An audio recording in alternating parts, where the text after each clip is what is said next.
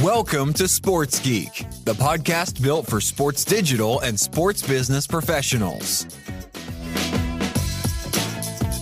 And now, here's your host, who is determined to find the perfect balance between data-driven insights and good old-fashioned gut feel, Sean Callanan.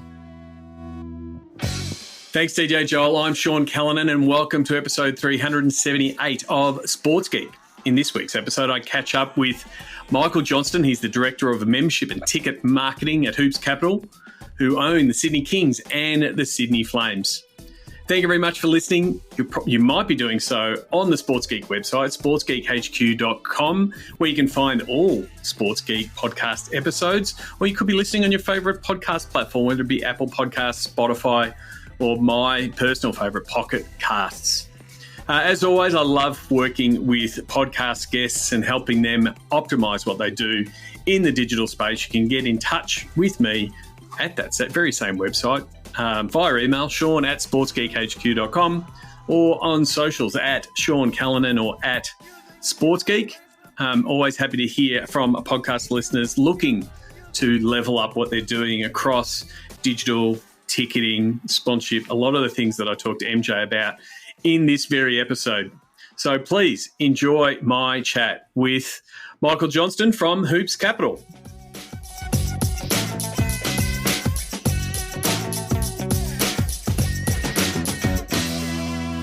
Very happy to welcome a longtime friend of mine. I've known him for a long while in the sports business industry.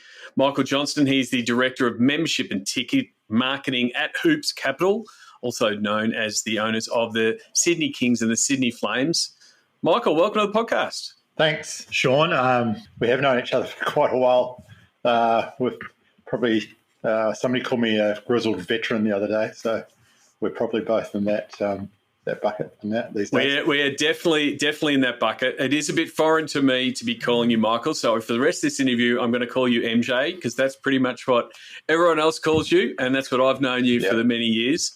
I always start the podcast asking people how they got their start in sports. What about yourself? How did you get your first gig in the world of sports business? Yeah, it was a pretty cool story, I think, anyway. I was, after high school, I was playing cricket for a team that involved a high school teacher and his brother, and his brother worked for New Zealand Cricket.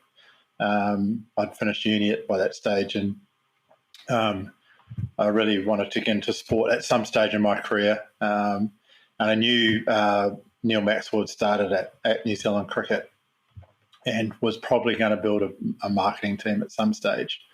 So I spoke to Tim Murdoch, who was in the cricket team, and said, can you help me? And he said, write me a letter and we'll see what happens. And I did. I wrote him a letter, and I sort of said, things like I've got a couple of degrees, but I'm happy to start at the bottom and sweep floors if that's what it takes and whatever.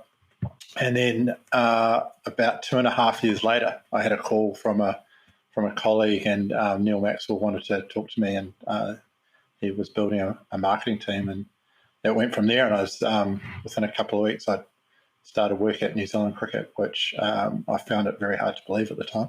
That's pretty much a typical origin story, other than the fact that if there are younger listeners, we will explain in the show notes what a letter is. For those who don't know, but this is obviously pre-digital, but it was the hustle to get in. And so did that really just whet your appetite for being in sport? Because you've since being in New Zealand Cricket, you've also worked at Waratahs Rugby and Super Rugby, and then spent a long tenure at the National Rugby League. Was that marketing side of the business something that really interested you? Yeah, very much so. It was an amazing introduction into sport. There was some amazing leaders, which at the time I would have taken for granted. But leaders like Chris Doig and Gilbert Anoka and John Graham they were mostly on the team side, but had experience to them. Neil Maxwell is a bit of a legend, and so just had exposure to all these, sports administration sort of sports legends in New Zealand, and had some great opportunities, particularly one which was they West Indies were touring, and we were promoting what was called Cricket Max, which was a forerunner to T20 cricket, and it was the first ever international, and New Zealand put together a team to play this West Indies team, and at that stage it was very much a novelty, and they said to me, look, you can just have this as your baby, we'll look after the test matches and the one-day internationals. We promoted it through, we tried different channels, tried the music channel, the youth music channel in Christchurch at that point, and did outdoor advertising and posters and that sort of thing. And it on the night, I remember I think we announced 12,000 for this game, and it was really clear that it was there was a completely different audience than what had been coming to cricket at that stage. So, and I really loved the fact that people were coming and I was selling tickets, and so and luckily enough, that's been the common thread through my sports marketing career is that I've been able to focus on ticket sales and attendances and membership sales and that sort of thing. So that was the first foray into it through New Zealand cricket. And from that, you sort of left the world of sport and worked in a few other industries, but was it the draw of sport to come back in to take on that role as marketing manager at the Waratahs Rugby to sort of move club side and sort of understand that space and get back into that, selling tickets and getting fans in the stands? Yeah. I went, I left New Zealand and decided I had to sort of really, if I wanted to further my sports marketing or a marketing career really, I needed to probably leave Christchurch. And the choice was either Auckland or Sydney at that stage. So I went to Sydney. It was just before the 2000 Olympics, a really exciting time in Sydney and Australia, and ended up working in financial services for a while, and then went to Kennard's Hire, which was another amazing opportunity for me, incredible company, and spent 4 years there. And then the Waratahs role came up, and they'd been in administration or something, and then they were coming out of administration, and they were sort of like a standalone, and it was fantastic because it was like a start-up again for a couple of years, and it was a brand new team. It was a really good team, and the great thing about the Waratahs role is that there was actually two marketing managers, and we split, but we also had sponsorship responsibility, and so we split the marketing role, myself and Alex Lee, and so I was looking after membership and ticketing sales, and had some of the minor partners, where she was looking after the major sponsorships and did some more stuff around the brand. But and again, it was about attracting crowds. Super Rugby was flying at that stage. I think it was just after it was 2007, so it was off the back of the 2007 World Cup when rugby was doing great. So that was amazing opportunity. We did a rebrand while I was there. We had great crowds in year one, and then it sort of fell off a bit of a cliff the following year, unfortunately. And for the people who don't know, there's two forms of rugby, in Australia and New Zealand. Super Rugby, you were talking about there with the Waratahs, and the other one is the NRL, which is very much the predominant sport in Sydney. You took a role at National Rugby League in looking at helping clubs. What was that role? What did that role entail when you first went to the NRL? So Paul Kind offered me the job. Went through a process, and I think he reluctantly offered me the job eventually. But I've been working with them 17 years now, so must have been doing something right there when I started. The brief was, when I started, he said that the NRL, particularly the Sydney clubs, were being overshadowed by the one team towns like the Swans. Sydney FC was doing pretty well, and the Waratahs, and they were all getting, I think, probably averaging crowds wise like bigger, more than some of the NRL clubs. And the NRL clubs hadn't really had a lot of, a lot of them didn't have a lot of money, and marketing wasn't particularly a priority, especially for attendances. So my job was just to work with those clubs. I had a budget and support those clubs in their marketing endeavours with the KPI of increasing average crowds over the season. So again, very fortunate to have that. Supported the regional clubs and clubs like the Storm and the Warriors more with grants. It was an amazing and exciting job in that lots of clubs had lots of great ideas, and I was able to go in there and support them with what we thought would work. About the same time, they were moving more towards this membership build. They've seen the success of AFL clubs, and some of the clubs, particularly say Dragons and Rabbitohs, were sort of pushing the membership culture and trying to get other clubs to do that. And so they really said, look, we really want support with membership rather than just ticket sales, because that's where much more sustainable. And so they so people like Shane Richardson really were proactive in pushing us more toward the NRL changing tack a little bit and building that membership culture. So that's what we sort of did, a mixture of building membership and ticket sales over the next 5 years.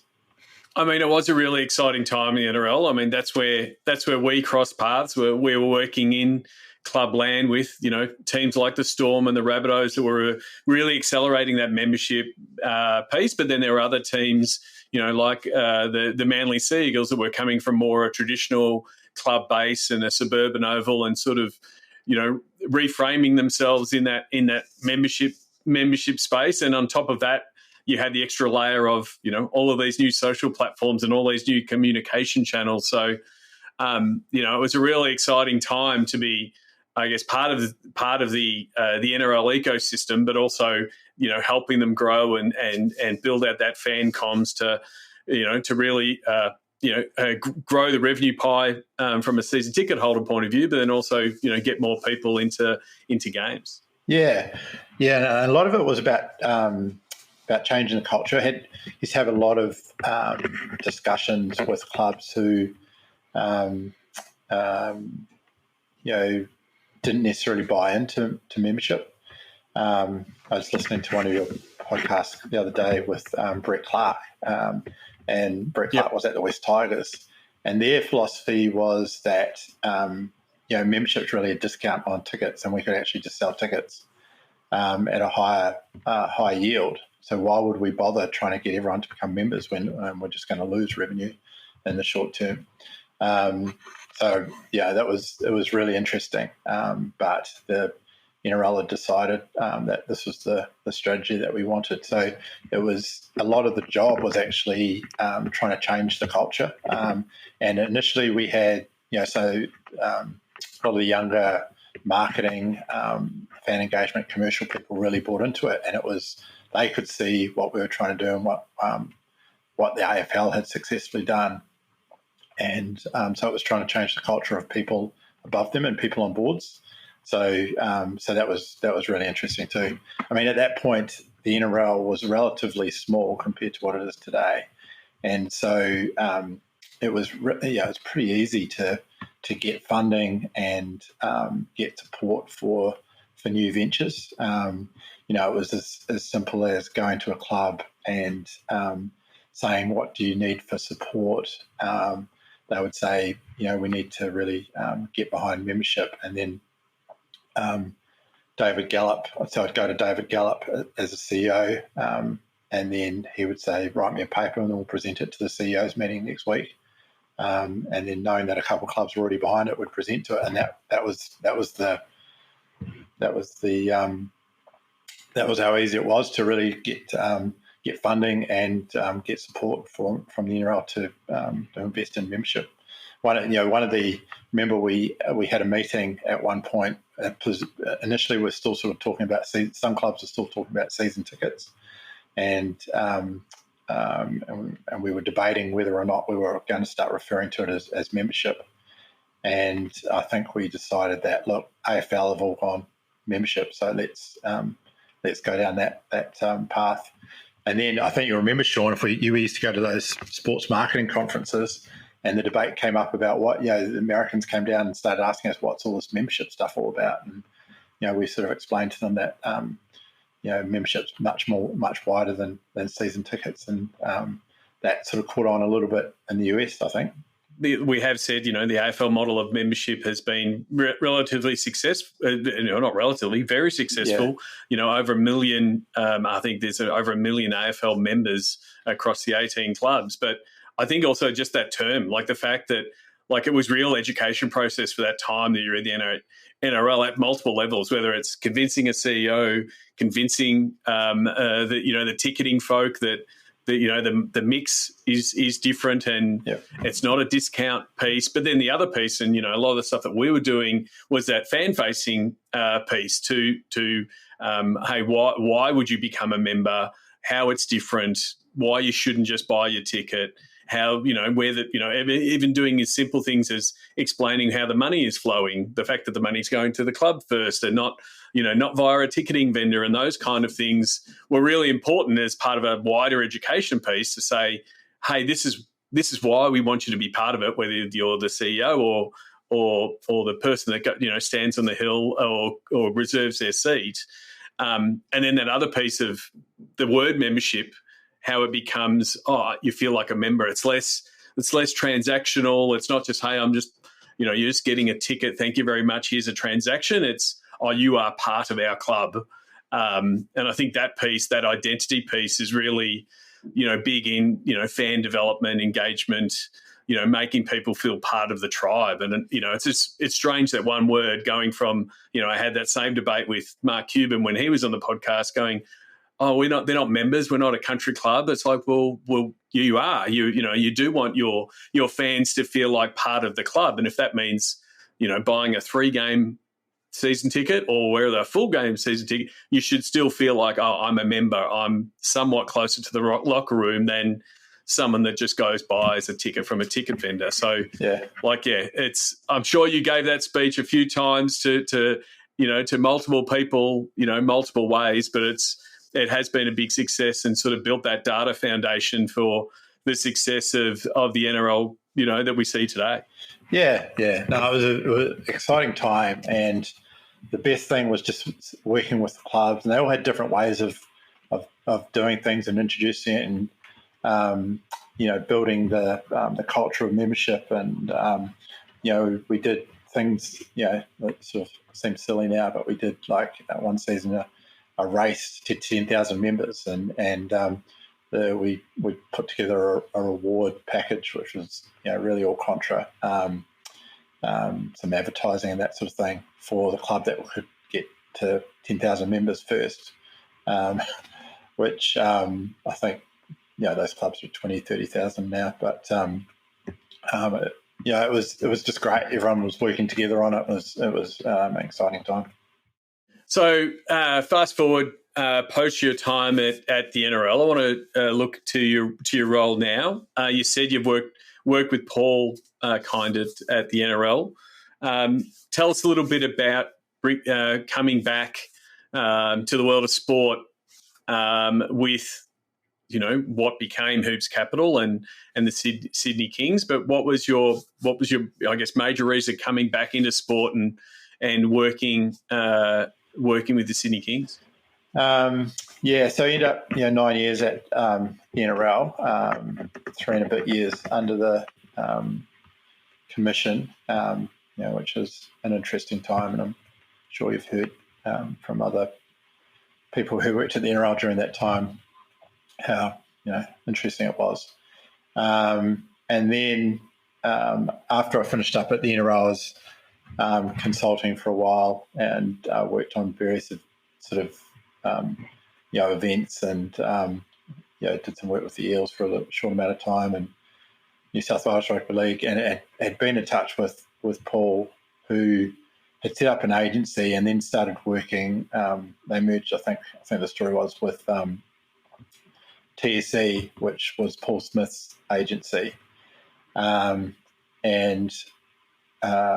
we were due to catch up for a coffee, and between the time that we'd arranged for that coffee, I think TSC and Kind Agency had merged, and then they had been trying to buy into the Dragons, and that fell over, and they got an opportunity to buy into the Sydney Kings, and then it all happened pretty quick. The Kings then signed Andrew Bogut, and Paul Kind had become the CEO of the Sydney Kings, and which I thought it was quite amusing because I didn't think he knew much about basketball at all, but he assured me he did. And I just remember the Kings having signed Bogut, and I went onto their website and tried to register my interest or buy a membership or something like that because I was really excited about it, and there was just nowhere where I could do that. And so I had a chat had that coffee with Paul and pointed that out, and then about the same time his membership manager decided to leave and go to the Waratahs, I think, and so he said, "Can you help me out? Come and help me out with membership for a while until we get someone permanent." So that was in 2018, mid-2018, and I've been there since. That's been incredible. That the last 6 years, just so much has happened, just generally in sport, but also with the Sydney Kings having won 2 championships. Andrew Bogut having been there for a couple of seasons. Got through COVID, and so it's been. I mean, I remember looking at. I used to go to Kings games when I was at the NRL when I first came to Sydney, and thought it was amazing, and was really impressed, even through their tough years, about how much they put into game day and how interesting and engaging it was.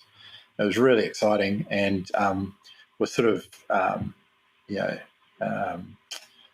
shocked that they didn't have a bigger following. And I thought that it would be a great challenge to be able to work with them one day. And so this opportunity came up. So it was great.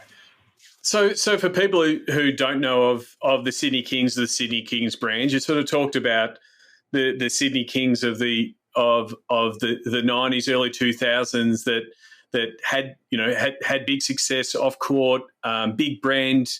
And again, similar to when you first came to Sydney, that one of these one teams or a dominant team in market that Sydney really rallied around. And then as the NBL faltered and had some issues, basketball was in a little bit of strife.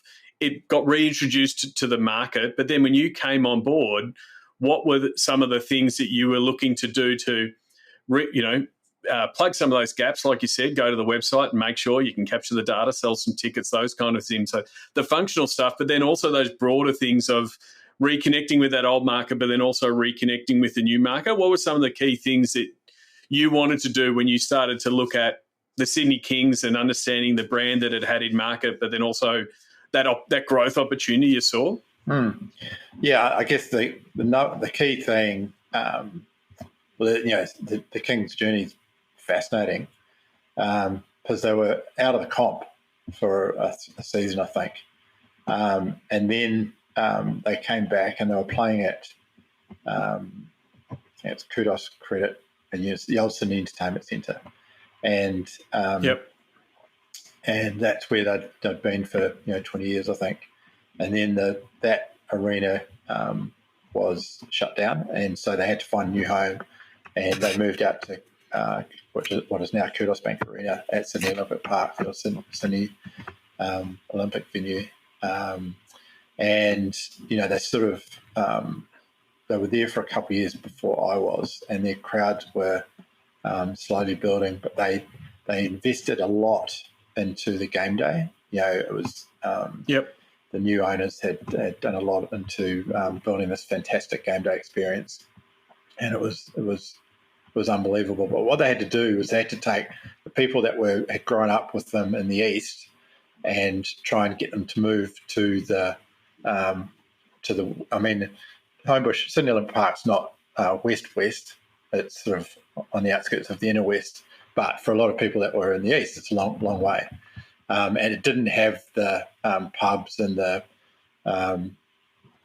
restaurants and that around it like it did in Sydney. So there was a lot of resistance, not the same as it was, that sort of thing. So, but the hardcore fans still wanted to come and follow their team. Then they signed Andrew Gaze as the coach, and then Andrew Bogut as an import. So that certainly helped with crowd build and building fans. And I guess what I brought initially was a focus on membership and growing membership, which required collecting data, and that. Fortunately, TG were a part owner at that point, so that made it a lot easier in terms of things like being able to get data and marketing support. But the keys were investing in that game day atmosphere. So the product itself, I'd been to just before I started, I'd been to a couple of NBA games in the US, and I went to a Kings game soon after that. And going in, I was very skeptical about how much I was going to enjoy it, given I'd been to these NBA games, and it was the equivalent, if not better, than the game day presentation than those NBA games. So I couldn't wait to start promoting that. The other thing that happened is the NBL was also going from strength to strength generally, but also the growth in basketball participation. That's it's been a huge help for us in terms of there's lots of kids playing, the accessibility of the NBA over that time as well. But families want to be able to support their kids' pursuits and passions, and so we really focused on selling a lot of tickets to families, and that's why we've ended up playing a lot of games on Sundays, because we've really driven that the family positioning for families. So, I wanted to touch on that. You sort of mentioned the game day experience being at an NBA-like level. And so people who go to a Kings game, it's the closest thing you can do to go to an NBA game, other than hopping on a plane and heading over to Crypto Arena or Chase Center and those kind of events. I guess the other thing, and it's always a question I have for ticketing and membership folk, you've got a large market there, and different people geographically. How have you gone about balancing the product being delivered from a season ticket point of view, but then also from a ticketing point of view? Because you could be terribly successful as a membership person and sell out the arena and lock everybody out, but it actually doesn't help you from a growth perspective to get more people to experience basketball and to experience Kings basketball. How have you gone about getting that mix right to say, well, here's our membership, here's how many members we get in, but we also want to make sure that if a family of four wants to come to a game, they can come to a game and there's some availability? Well, that's been interesting as well, particularly over the last 2 years since COVID. We've first and foremost, we've got a massive, a relatively massive venue. So the capacity is 18,000. So the next biggest venue, I think, is in Perth, which holds about 13, 14. Our membership base was relatively low 5 years ago, and it's grown a bit, but the owners of the business, so during over the last 5 years, ownership's changed around a lot, but the common elements been Paul Smith and Paul Kine. So they were very focused on yield. So ticket and membership revenue had been the number one revenue driver or source for the Kings and for Hoops Capital. And so they were we really paid a lot of attention to yield, and they were constantly debating what's the best way to drive average ticket price and price per seat and that sort of thing. And so there has been a real balancing act between driving membership versus driving high yielding ticket sales. So and even last year we had to start limiting membership, which is not something I'd experienced. I know some other clubs do, but not something I'd experienced in my time in sport, where we actually had to put the brakes on membership. just so we had more ability to sell higher yielding casual tickets, which is sort of a risk for some sports owners. So they're like, we'd rather have the money in the bank at the start of the year for membership. But Paul Smith loves taking a risk and is quite aggressive, and he was more happy to gamble on the fact that we would sell more tickets at a high yield. So that's been interesting. We've always tried to keep tickets at quite a low price point, particularly for families, particularly at entry point. So we've had family tickets available for $40, $45 over the last 5 years. But those seats have moved further and further away from the court as we've driven our membership. So it becomes like you're selling real estate in some respects, and so we've there's a lot more we could a lot more science that we could utilise, and I've always said I'd be fascinated to see how they do pricing for the hotel industry and for airlines, because that's sort of what we try to do really is work out the best price to sell memberships at, limit the quantity, and then modify prices as the season goes on. I mean, it definitely is, just a next level discussion from our earlier chat around that initial talk around the NRL and moving from season ticket to membership, to start talking yield, to actually have the to have access to the data, to know how those levers are being pulled. The fact that you do have a venue that has capacity, and that is a bigger venue is does give you a few more levers to pull. I do think it's a very similar strategy to what Mark Cuban and the Mavericks in making sure there are some accessible seats for families at that lower end scale. But the ability to increase your yield as you create a attractive product both off the floor and on the floor, and it becomes a hot ticket, then it makes sense to capitalise on the yield that you can get in that inner bowl, and some of those elevated hospitality options that sort of start being available as you develop that kind of product. Yeah.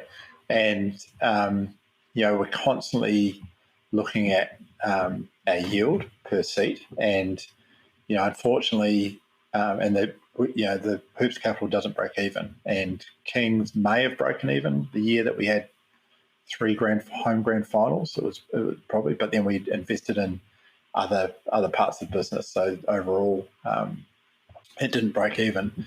So then, you've really got to maximise, which unfortunately the people that have sat in those seats for years, the hardcore members that have been with us, they're starting to see that prices are increasing, but the cost of doing business, the cost of of playing at Kudos Bank Arena, those the salary cap, all those things are increasing, and you've outside of sponsorship, really the ticket sales and memberships the number one way you can increase revenue. So we've had to start increasing pricing, unfortunately, over the last 2 years, but it's supply and demand. And just this year, ownership's changed again.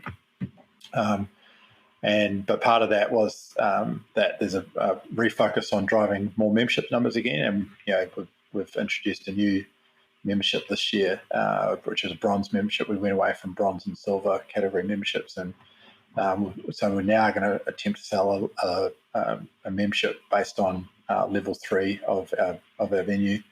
So that's going to be interesting to see how that goes down and whether or not it cannibalises our higher price memberships. That's why I love working at the Kings, because every year there's a new challenges. It's not just sell more. It's how do we generate more revenue from 10,000 people coming to each game. So you've got the Kings, but then also along the way, and again, many had changed along the way. But then you're also in women's basketball, the WNBL with the Sydney Flames. How have you tackled that as a as a different prospect, as a different product, getting it to market? How how is that, in a completely different league that's, got different promotional schedules and different media deals? How have you added the Flames to the mix of what you're offering Sydney basketball fans? Yeah, Flames were a relatively successful franchise that was playing at Sydney Uni, I think, when TSC acquired them.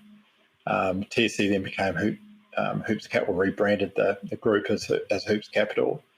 Our first year with the Flames was just before COVID, and then they went and played in a hub. So we didn't really promote ticket sales following year. I think we're still at Sydney Uni, and we had games that got cancelled because it was too humid, which I couldn't believe that we had games that were cancelled because of weather when you're playing indoor sport. But that's where we're at. Then we decided to make the move to the Key Centre, which is a smaller venue at Sydney Olympic Park. And initially, my job there is about ticket sales and membership, exactly the same as the Kings. But the thing I sort of struggled with was that Flames probably generated at that point about 1% of the revenue that Kings did.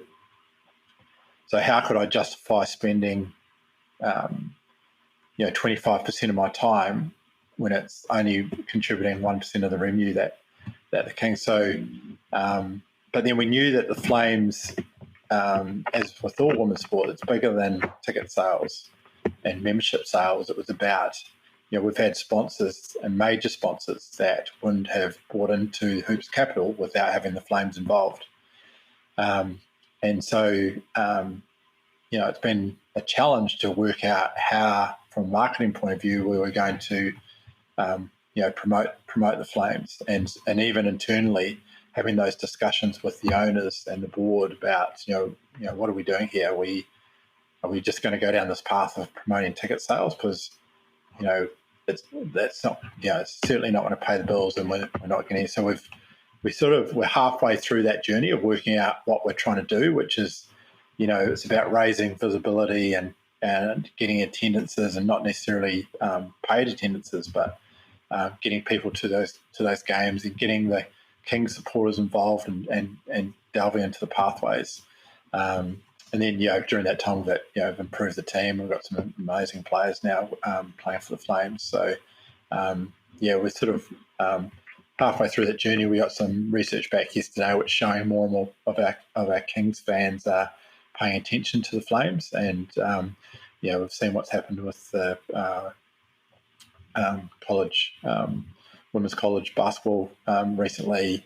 I think women's basketball in Australia is about to go to another level, and luckily we're sort of on that. We'll be on that wave.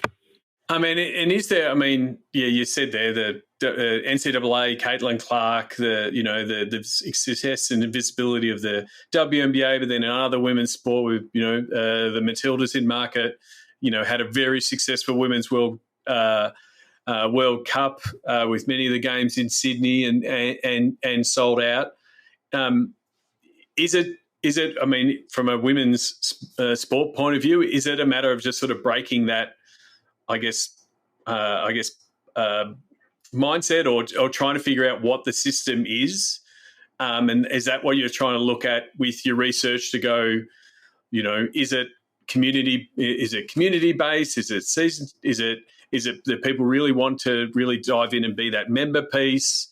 Is that the piece you're still working on to try to unlock?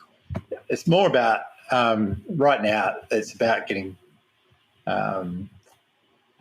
families really and basketball supporters to just come to games, and then we'll work out. I think we'll work out the financial side of it as we go, because in terms of the Flames, the sponsors are the major contributors to revenue. I just find it fascinating. I've been a sports fan, go to lots of sport, rugby league, cricket, and I have two sons. A lot of it's been male-based. It was interesting. My son, he's a massive cricket supporter, and I know a lot of people experience this. When he was young, he did not distinguish between male and female cricketers. The sixer is a sixer, so we used to go to all sorts of male and female sports, so he could see his heroes up close. And what's amazing for me as a marketer, different vibe at Flames games, and we're trying to work through what that is and what that means. And a lot of it is families, and a lot of it's young girls, and they're really excited, and they bring their banners along, and they're really, really excited to meet the players. And the players have these really engaging personalities, and quite often, like there's an example last year where kids line up to get autographs with the Kings, and they get their poster done, and they'll get a selfie and that sort of thing.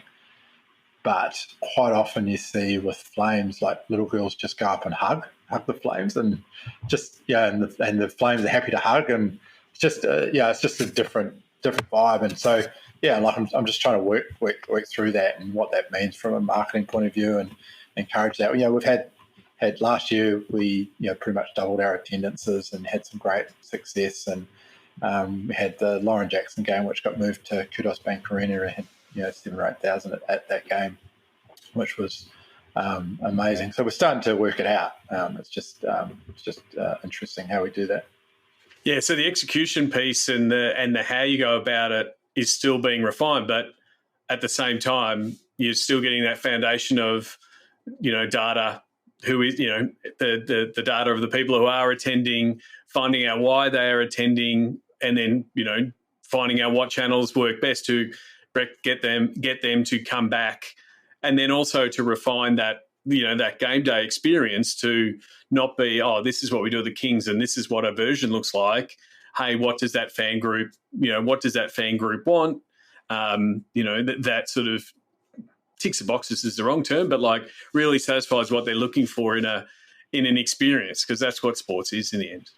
Yeah, that's right. I mean, and the experience is great because we have invested again in the game day experience, and there's music and there's dancing, and people are having a great time regardless of the result generally.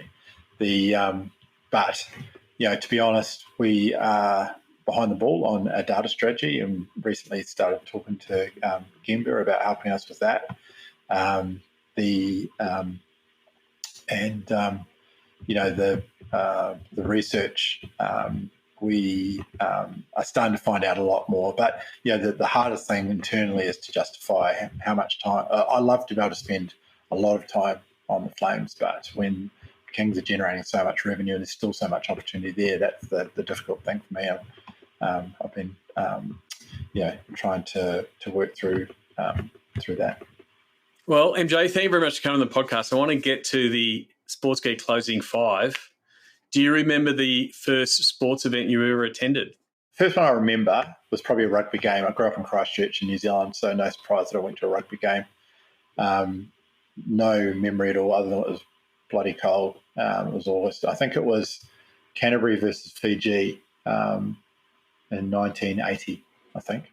No problem. No one can Google it, so I'm going to take that as correct. So I actually Googled it last night, and I was just trying to see who was playing, if I had my date right. And Fiji definitely toured New Zealand at that point, and the score was like 9-6 or something ridiculous. So, all right. Well, I thank you very much for doing the research on that one. You would have been a lot of sports events in your time. Do you have a favourite food or a favourite food memory at a sports event? When I was at the NRL, I was lucky enough that they paid for me to go to the US. I think we were looking at dynamic pricing and ticket sale, fan relationship management centres, and that sort of thing at that point. But I flew into LA and then went to LA Galaxy game. But it was just in LA, they just have different foods everywhere. It was a food truck, I think, and Philly steak, and then went to Lakers game, and there's a restaurant just outside, and they chopped up. They made the guacamole right in front of me while I was waiting. That was pretty cool.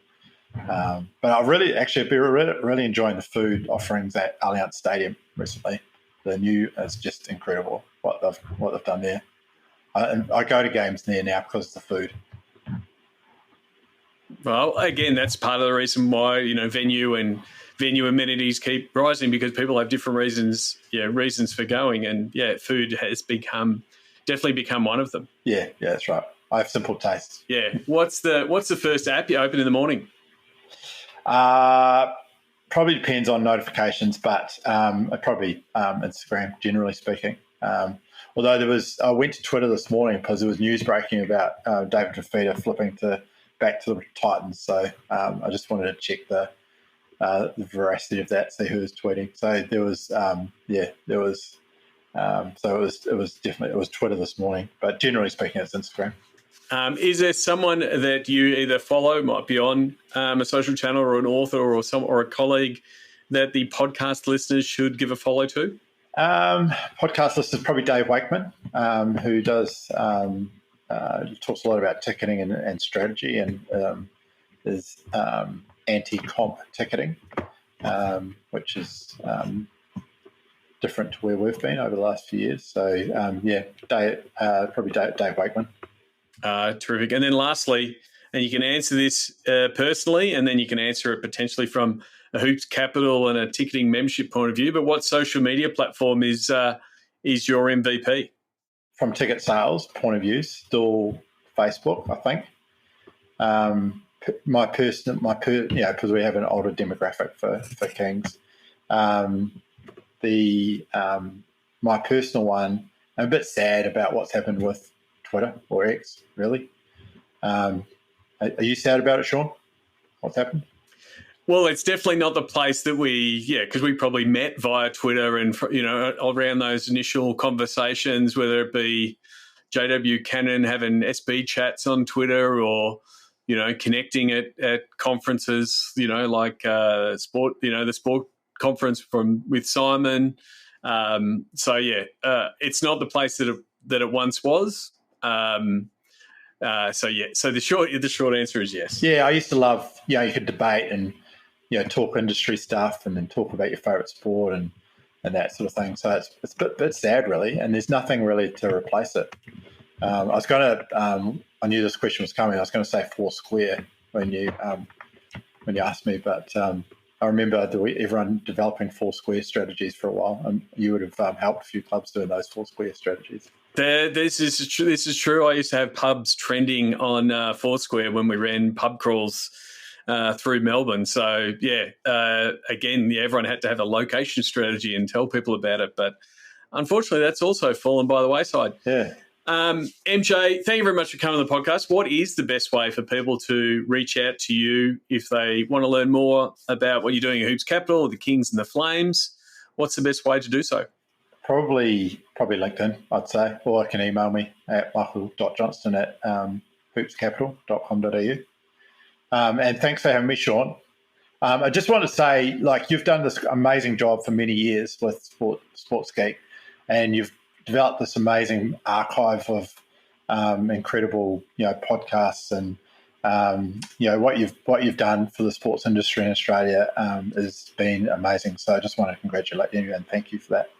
Well, thank you very much. I take it gratefully, but it only happens because I get time with people like yourself to share their insights. So, but I do appreciate it, and thank you very much for being a listener, a friend, and now part of Sports Geek alumni. So, thanks a lot, MJ. Thanks, Sean. Looking to help your digital or sponsorship team? Book in for a Pick My Brain session with Sean Callanan to help your team level up. Book now at sportsgeekhq.com/pickmybrain. Thanks again to Michael Johnstone, MJ, as I know him, and I'm sure other people who are listening know him as from Hoops Capital and the Sydney Kings and the Sydney Flames. You can connect with him and check out all the links to follow the Flames and the Kings by going to sportsgeekhq.com/378. Before I wrap this up, I just wanted to go through, because sometimes I get questions. How are things going with the podcast? What are you up to? You keeping yourself busy? Yes, and yes. But most of the time, it's not the podcast that's keeping us busy. It's the work. So I thought I'd quickly run through some of the work that we do, what we do well, where we work best. So what I do well, and I really love this description that I got given by a podcast listener, being known as a digital Navy SEAL, I love jumping into a situation, helping out a team, do a bit of firefighting. But what I do really well is help optimize under-resourced teams to achieve big results across digital. Now, pretty much every team in sport is an under-resourced team. So that's where the value comes when you're working with us. What we do well, we help review systems and process across digital content creation, social media platform and community management, and revenue creation through digital sponsorship deliverables. Our team's got a really strong content production process. We're happy to share what we do, what we implement with clients, and also what we use ourselves in both the production of the podcast and then also with clients like the NFL. How we can help you, we can either help your team and skill up your team, whether it be a variety of workshops, reviews, online sessions, one-on-ones with your staff to help fire them up, inspire them, give them a sounding board that's outside your current processes. So that's one way to sort of help and educate your team. We can also help assist on the strategy and process piece. So either assist your team in refining a strategy that they might have to present to a board, or to higher ups to say, this is what we want to do in digital. As we've done that with a lot of teams these days, even back when digital wasn't a thing and we were convincing CEOs to increase staff numbers for a content team. Or we can help develop a strategy that then you can look to enact and implement, and then becomes the next phase. Strategy is great. It's great setting some big targets, but for me, it all comes down to implementation and execution, and getting that job done. And sort of back to what I was talking about before: do you have the right resources? Is there gaps? Do you need some breaches filled, either in the short term or long term? We've had some staff go in and help place inside an organisation and helping them still from a remote point of view, or in those high important impact campaign periods where you just might need some extra hands on deck. We can help you with that execution, or we can be assisting and in that conductor directing role, helping your teams best leverage what they're doing. We've been lucky enough to work with teams across the AFL, NRL, NFL, NBA, A-Leagues, Big Bash. I can keep going on to all the different teams and leagues that we've worked with. And a lot of them have come through via the podcast. They've been listening to the podcast and saying, hey, we need a little bit of a hand. And it can be something small, or it can be, hey, I've got this big task, I'm not quite sure where to start. We've worked with projects on both ends of that scale. So as I say in the podcast often, if you've been a listener to the podcast and what I've shared on the podcast over 376, 78 now episodes has been valuable. If there's a way that I can also help you achieve your goals, I'd love to do that. Send me an email, Sean@sportsgeekhq.com is how you can get me. And until next episode, my name is Sean Callanan, and you've been listening to Sports Geek. Do you get Sports Geek news? Sean Callanan analyzes the latest sports business articles for you weekly. Sign up at sportsgeekhq.com. Want to help drive more revenue from your digital efforts? Book a time for a call. Go to sportsgeekhq.com/phone call.